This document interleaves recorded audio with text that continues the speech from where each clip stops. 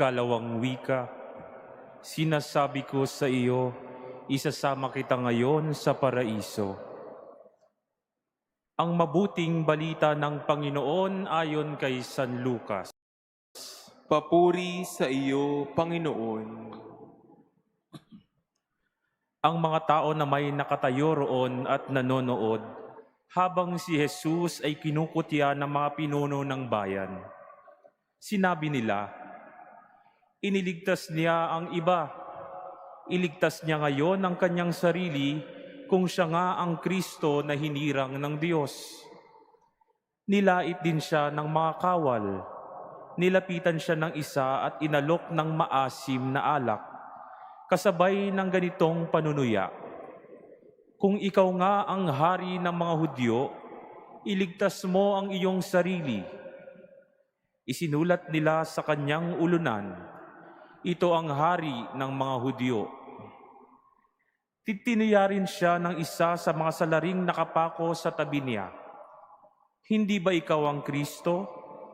Iligtas mo ang iyong sarili at pati na rin kami.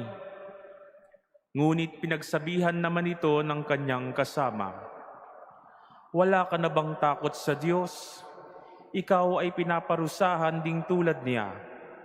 Tama lamang na tayo'y parusahan ng ganito dahil sa ating mga ginawa. Ngunit ang taong ito'y walang ginawang masama.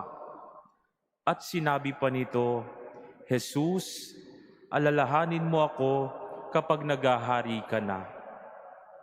Sumagot si Jesus, sinasabi ko sa iyo, isasama kita ngayon sa paraiso. Ang mabuting balita ng Panginoon. Pinupuri ka namin, Panginoong Hesukristo. Magsiupo ang lahat at makinig sa pagninilay na ibabahagi sa atin ni Reverendo Joshua Francis L. Garcia mula sa Our Lady of Fatima Parish, Bacood, Santa Mesa.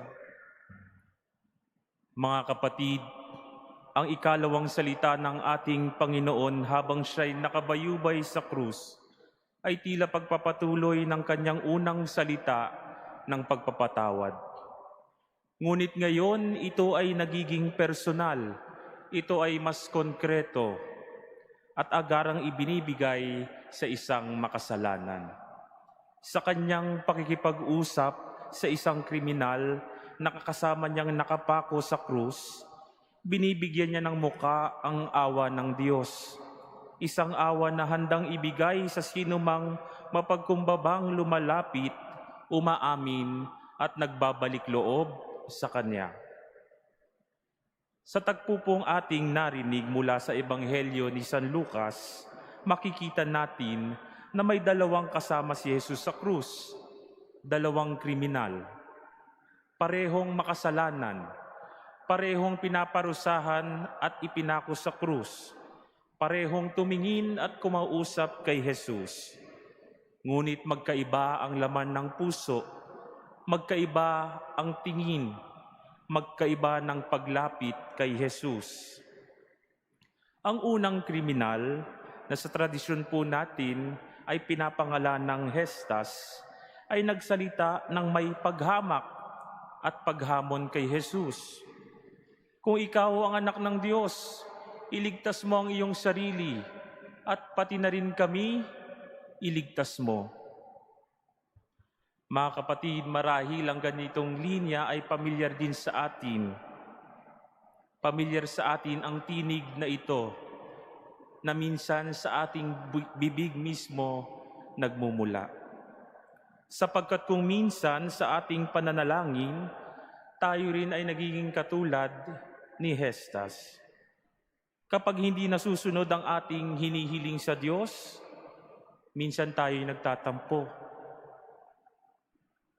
Kapag hindi dumarating ang sagot na gusto natin sa ating pananalangin, meron ng pagdududa sa ating puso at tayo'y nagtatanong, ito ba talagang binibigyan ko ng aking panalangin ay totoong Diyos?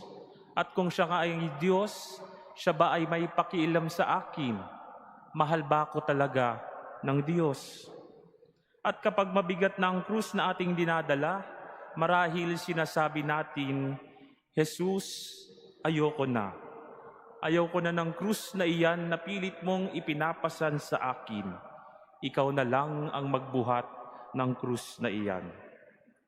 At kapag ganito na ang ating sinasabi o nasasabi sa ating mga panalangin kay Jesus, ang panalangin natin ay tila nagiging sumbat na.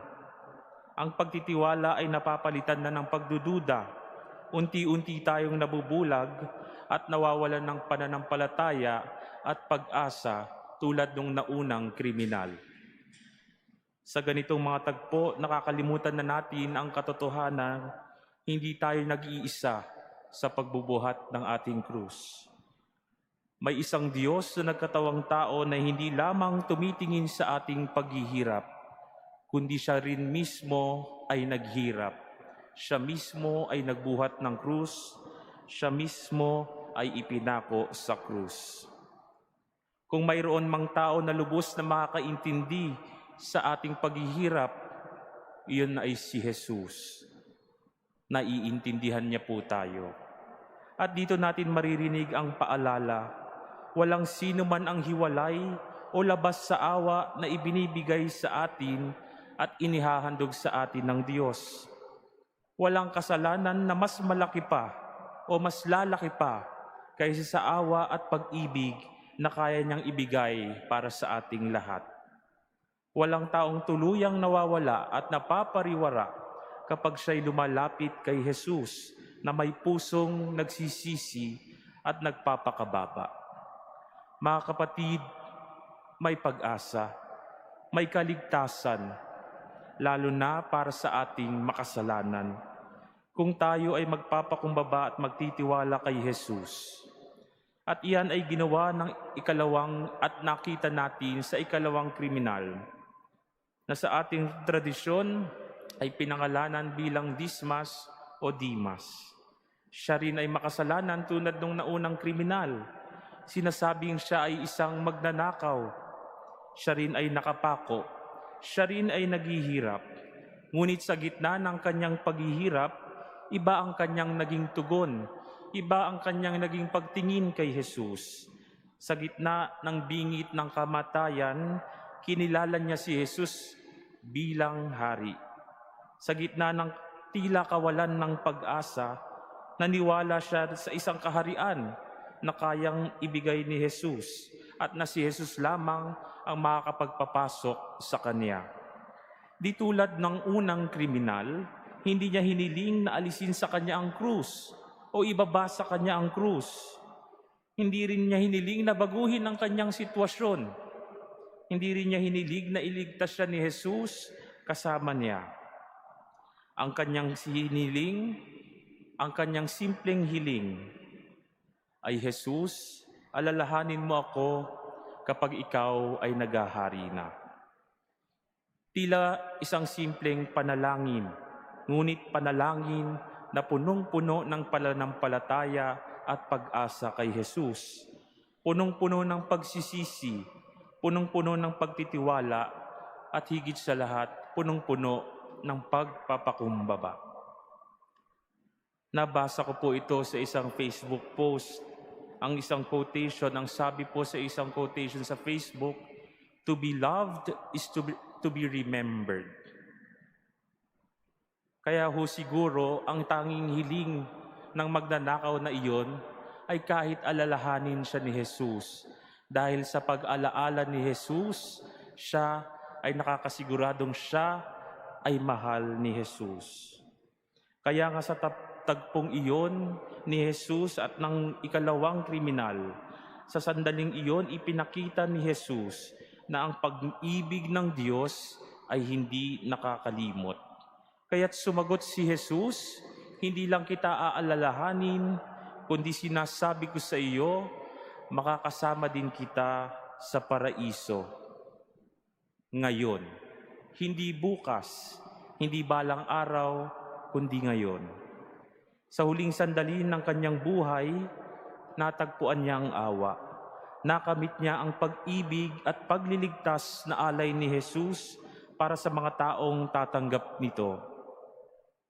Mga kapatid, nakita natin kung gaano makapangyarihan ang isang panalangin na bukal sa puso, panalangin na may sinseridad, at panalangin na may pagpapakumbaba at pag-amin ng ating kamalian. Nakita natin kung gaano makapangyarihan ang isang pusong marunong magtiwala at sumampalataya kahit sa gitna ng kadiliman, kahit sa gitna ng problema, at kahit sa gitna ng kamatayan. Ngayon pong Biyernes Santo, tayo ay tila tatayo sa paanan ng krus ni Jesus.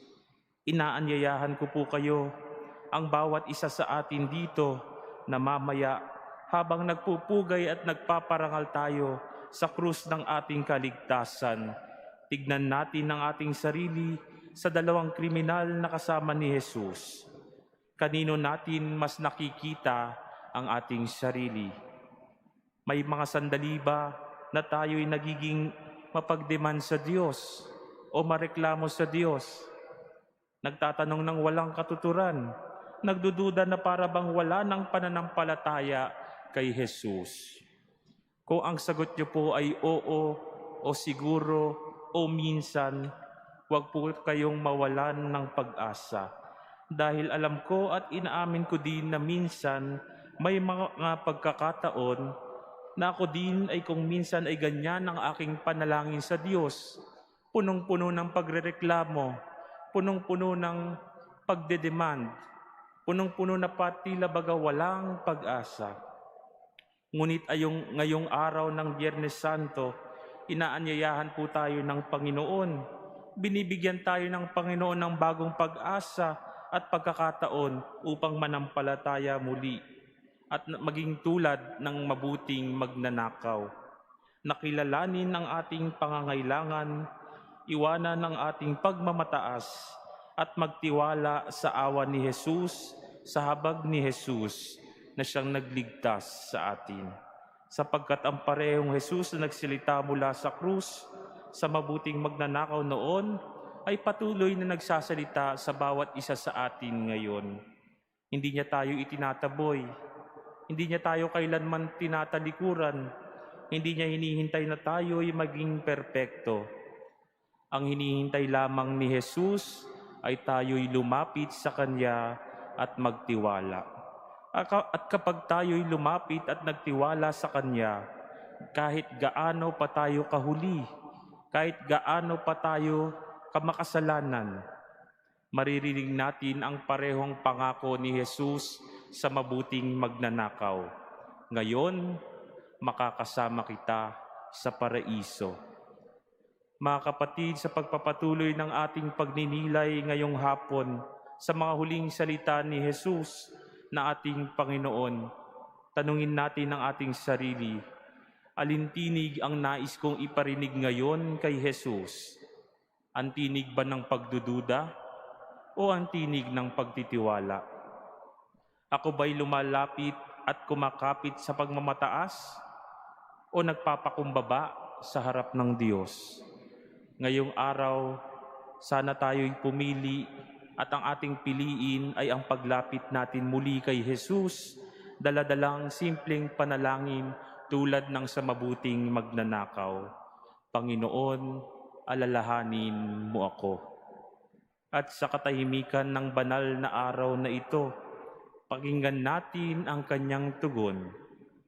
Tugon na hindi paghatol, kundi tugon ng awa. Tugon hindi ng pagtanggi, kundi tugon ng pagtanggap. Tugon na hindi pinagpapabukas, kundi tugon ngayon. Tugon at pangako ni Jesus para sa mga taong pumipiling manampalataya, umasa at magpakumbaba. Ang tugon na ngayon, makakasama tayo ni Jesus at isasama tayo ni Jesus sa kanyang paraiso, sa kanyang kaharian. Amen.